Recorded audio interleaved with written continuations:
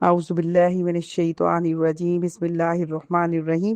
آج ہم بہت ہی اہم حدیث پر بات کریں گے انشاءاللہ، جس میں نبی مہرباں حضرت محمد مصطفیٰ صلی اللہ علیہ وآلہ وسلم نے خاص طور پر ہمیں نصیحت فرمائی کہ 5 چیزوں سے پہلے غنیمت جانو۔ یہ حدیث مبارکہ حضرت عبداللہ ابن عباس رضی اللہ تعالیٰ عنہ روایت کرتے ہیں کہ حضور صلی اللہ علیہ وآلہ وسلم نے فرمایا، اپنی جوانی کو بڑھاپے سے پہلے غنیمت جانو، اپنی صحت کو بیماری سے پہلے، اپنی مالداری کو محتاجی سے پہلے غنیمت جانو، اپنی فراغت کو مصروفیت سے پہلے اور اپنی زندگی کو موت سے پہلے غنیمت جانو۔ یہ حدیث مبارکہ یہ المستدرک میں موجود ہے، جو امام حاکم نیشاپوری رحمۃ اللہ علیہ نے تالیف کی ہے۔ اب مستدرک اس حدیث کی کتاب کو کہتے ہیں جس میں درج احادیث صحیح بخاری اور صحیح مسلم کی شرائط پر پوری اترتی ہیں، مگر امام بخاری رحمۃ اللہ علیہ اور امام مسلم رحمۃ اللہ علیہ نے ان احادیث مبارکہ کو اپنی کتب میں درج نہیں کیا۔ تو اس طرح سے اور بہت ساری مستدرکات ہیں، مگر سب سے اوتھینٹک جو مستدرک ہے وہ المستدرک علی الصحیحین امام حاکم نیشاپوری رحمۃ اللہ علیہ کی ہے۔ یہ حدیث مبارکہ اسی کتاب کے اندر موجود ہے۔ اس کے علاوہ یہ حدیث مبارکہ علامہ البانی رحمۃ اللہ علیہ نے صحیح الترغیب و ترہیب میں بھی درج کی ہے، لکھی ہے۔ دراصل اگر اس کی صحت کے اعتبار سے دیکھا جائے تو یہ حدیث صحیح ہے، قابل حجت ہے، کیونکہ یہ امام بخاری امام مسلم رحمۃ اللہ علیہ کی شرائط پر پوری اترتی ہے۔ اس حدیث کا موضوع بہت اہم ہے اور محدثین کے ہاں بھی اس کو خاص درجہ حاصل ہے، اور علماء کے ہاں بھی اس کی بڑی اہمیت ہے، کیونکہ اس کا تعلق ہماری عملی زندگی سے ہے۔ اللہ تعالیٰ نے انسان کو بے شمار نعمتیں عطا فرمائی ہیں، مگر ان نعمتوں کی قدر اکثر انسان اس وقت کرتا ہے جب وہ اس سے چھن جاتی ہیں۔ رسول اللہ صلی اللہ علیہ وسلم نے اس مختصر مگر جامع حدیث میں زندگی کے 5 ایسے قیمتی سرمایہ ہائے حیات کی طرف توجہ دلائی ہے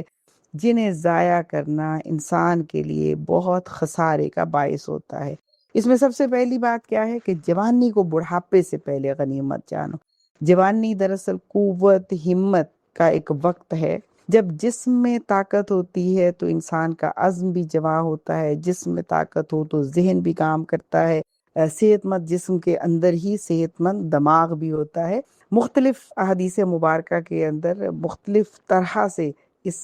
جسمانی قوت کی، صحت کی، جوانی کی اہمیت جو ہے وہ بیان کی گئی ہے۔ تو اسی لیے تو اس عمر کی عبادت کا خاص مقام ہے۔ جوانی کی عبادت کو مقبول عبادت قرار دیا گیا۔ نوجوان جو اپنی زندگی کو عبادت میں گزارتا ہے اسے یوم حشر عرش کے سائے تلے جگہ ملنے کی خوشخبری بھی دی گئی ہے، اور جوانی میں عبادت کرنے والے کو جو ہے وہ جنت کی خوشخبری بھی دی گئی ہے۔ تو اس طرح کی مختلف حدیث مبارکہ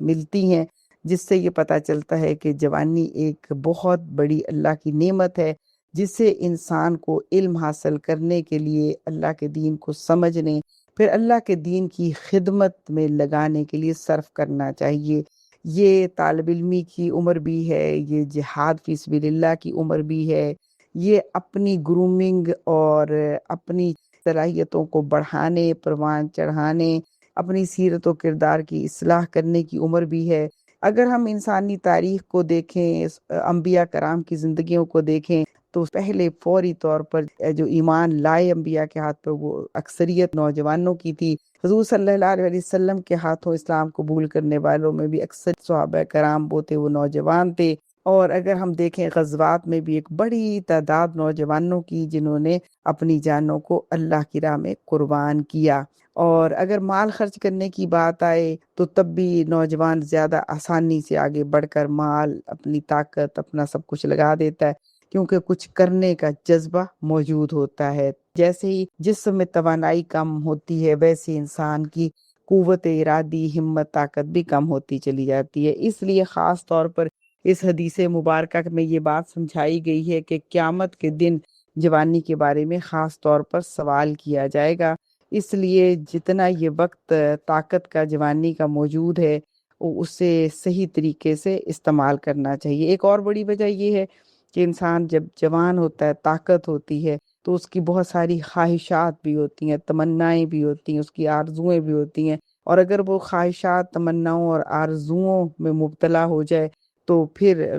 بھٹک بھی سکتا ہے اور غلط راستے پہ بھی چل سکتا ہے۔ وہی خواہشات اور تمنائیں اور آرزوؤں کا ایک طویل سلسلہ جو ہے وہ اسے برائی کی طرف مائل کرتا ہے، برائی کی طرف لے جانے کا باعث بھی بنتا ہے۔ اس لیے حضور صلی اللہ علیہ وسلم نے واضح طور پر سمجھا دیا ہے کہ اس وقت کو غنیمت جانو اور اسے صحیح استعمال کرو۔ اور دوسرا کیا ہے کہ صحت کو بیماری سے پہلے، جیسے جوانی ایک بڑی قوت ہے، طاقت ہے، ایک سرمایہ ہے، اسی طرح صحت اللہ تعالیٰ کی عظیم نعمت ہے۔ جب انسان تندرست ہوتا ہے تو عبادت، محنت، خدمت خلق اور نیکی کے بہت سارے کام کر سکتا ہے، لیکن بیماری بہت سی نیکیوں میں رکاوٹ بن جاتی ہے۔ اس لیے صحت کے زمانے میں ہی علم سیکھ لینا چاہیے، زیادہ عبادت، تلاوت، ذکر، صدقہ اور اقامت دین کے کام کرنے چاہیے۔ دراصل بیمار کے لیے تو زبان سے کلمات ادا کرنا، حتیٰ کہ سبحان اللہ یا استغفر اللہ کہنا بھی مشکل ہو جاتا ہے۔ میں اور آپ اچھی طرح سے واقف ہیں کہ اگر بہت ذکر کی روٹین بھی ہو، لیکن جب بیماری آتی ہے، بعض اوقات بیماری اتنی بڑھتی ہے کہ انسان کے لیے نماز بھی مشکل ہو جاتی ہے۔ اسی لیے حضور صلی اللہ علیہ وسلم نے خود بھی ہمیں یہ بتا دیا کہ کھڑے ہو کے نماز نہ پڑھ سکو تو بیٹھ کے پڑھو، بیٹھ کے نہیں تو لیٹ کے، نہیں تو اشارے سے۔ اور اشارے سے نماز پڑھنے والے کی قوت کتنی ہوتی ہے، وہ کس طرح سے منہ سے آیات مبارکہ کو ادا کر پاتا ہے، یہ بات بھی واضح ہے۔ اس لیے یہ سمجھا دیا گیا ہے کہ اس وقت کا انتظار نہ کرو کہ تمہاری ذمہ داریاں ختم ہو جائیں گی، تم اس سب سے فارغ ہو جاؤ گے، پھر اللہ کی عبادت میں لگو گے، تو اس وقت تو عبادت کی قوت بھی نہیں رہے گی۔ اور پھر اگر یہ دیکھا جائے کہ اللہ کے دین کی تبلیغ اور اقامت کا کام کرنا ہے تو وہ تو صحت کے ساتھ ہے، بڑھاپے میں تو گھر سے نکلنا اور دوسرے کو بات سمجھانے کی ایک قوت رکھنا وہ بھی مشکل ہوتا ہے، دلائل بھی کمزور پڑ جاتے ہیں، حافظہ بھی ساتھ نہیں دیتا کہ ہم اپنے اس یادداشت جو قرآن اور حدیث کا مطالعہ یا لٹریچر کا، اس میں سے دلائل نکالیں اور کوشش کریں کہ غلط نظریات ختم ہوں اور صحیح نظریات پروان چڑھیں۔ آج کا نوجوان جو ہے وہ سمجھتا ہے کہ میرے اور بزرگ کے درمیان بہت بڑا جنریشن گیپ ہے، یہ مجھے نہیں سمجھ سکتے، یہ مجھے بات نہیں سمجھا سکتے، لہٰذا ہم اس وقت ہی اپنی نسل کی، اپنی قوم کی، اپنی معاشرے کی اصلاح کر سکتے ہیں جب تک ہمارے اور ان کے درمیان ایک بہت بڑا جنریشن گیپ موجود نہ ہو۔ تیسری بات جو بتائی گئی ہے وہ یہ کہ مالداری کو محتاجی سے پہلے غنیمت جانو۔ مال اللہ کی امانت ہے، جب اللہ وسعت عطا کرے تو زکوٰۃ بھی دیں، صدقات بھی دیں، اعانت بھی دیں، انفاق فی سبیل اللہ بھی کریں، اور یہ سب اور خاص طور پر اپنے مال کو ملٹی پلائی کرنے کی کوشش ضرور کریں، کیونکہ ایک فرد پر خرچ کریں گے تو اس کا بھی بہت اجر ہے، لیکن اگر ایسا سسٹم بنانے پہ خرچ کریں جس کے نتیجے میں ایسی ریاست، ایسی اسٹیٹ قائم ہو کہ پھر سب غریبوں، محتاجوں کی ضروریات وہاں سے پوری ہوتی جائیں، تو وہ ایک اپنے مال کو ملٹی پلائی کرنے کی بات ہے۔ اس لیے جو قریب کے رشتہ دار، ہمسائے ضرورت مند ہیں، ان کی ضروریات کو بھی ضرور دیکھیں، ان کے حوالے سے بھی سوال ہوگا، لیکن اس سب کے ساتھ ساتھ بڑے اقامت دین کی جدوجہد کو اگنور کر دینا بھی کسی طرح اللہ کو پسند نہیں ہو سکتا۔ لہٰذا اقامت دین کی راہ میں بھی مال لگانا کہ اس کے نتیجے میں اللہ کا دین قائم ہو اور ریاست ایسے کام کرے کہ سب کو عدل ملے اور جاری ظلم اور جبر کا سسٹم ختم ہو۔ اور چوتھی بات جو سمجھائی گئی ہے کہ فراغت کو مصروفیت سے پہلے غنیمت جانو۔ فراغت، ہم سوچتے ہیں کہ ہمارے پاس فراغت نہیں ہے، حالانکہ ایک دن رات کے 24 گھنٹوں میں اگر ہم اس کو اپنا آڈٹ کریں تو پتہ چلے گا کہ ہر شخص جو ہے وہ کم از کم بھی 4 سے 8 گھنٹے ضائع ضرور کرتا ہے۔ 8 گھنٹے کی نیند لگا لیں دن اور رات میں، باقی ضروریات کا وقت نکالیں، تو بہت مصروف زندگی گزارنے والوں کے بھی 4 گھنٹے ایسے ہوں گے جو ضائع کیے ہوں گے۔ سب سے پہلا تو ہم اپنے وقت کو آڈٹ کریں اور آڈٹ کر کے نکالیں کہ میں کہاں کہاں وقت ضائع کرتی ہوں اور کب کب کرتی ہوں، اور پھر اس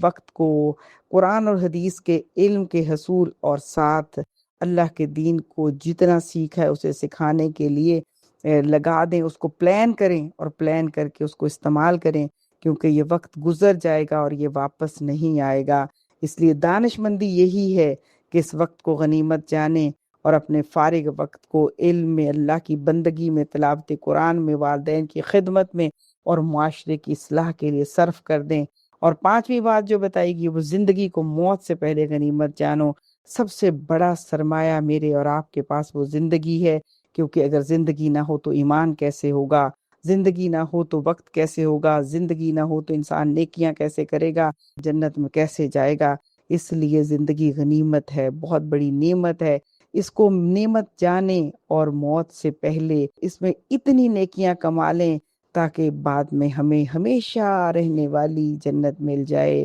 جنت الفردوس کے ہم حقدار ٹھہریں۔ دنیا کے اندر چلتے ہوئے گناہوں سے بچنے کی کوشش کریں، مگر پھر بھی توبہ اور استغفار کریں، کیونکہ انسان گناہ گار ہے، گناہ کرتا چلا جاتا ہے۔ اس لیے اس حدیث مبارکہ سے علماء نے یہ بات سمجھائی ہے کہ جوانی اللہ کی امانت ہے، اسے گناہوں میں ضائع نہ کریں، تو صحت مال کو اللہ کی رضا کے مطابق خرچ کریں، وقت کی قدر کریں، کیونکہ وقت واپس نہیں آتا، اور ہر وقت سچی توبہ کریں، پتہ نہیں کہ اگلا لمحہ زندگی میں آئے گا یا موت آ جائے گی۔ اس لیے ہر دن کو آخرت کی تیاری میں گزاریں اور نعمتوں کی ہمیں قدر کرنی چاہیے۔ یہ حدیث ہمیں سکھاتی ہے کہ زندگی کی اصل کامیابی وقت، صحت، جوانی، مال سب اللہ کی رضا کے لیے لگا دینا ہے، اور جو یہ لگا دیتے ہیں دراصل وہی کامیاب ہیں۔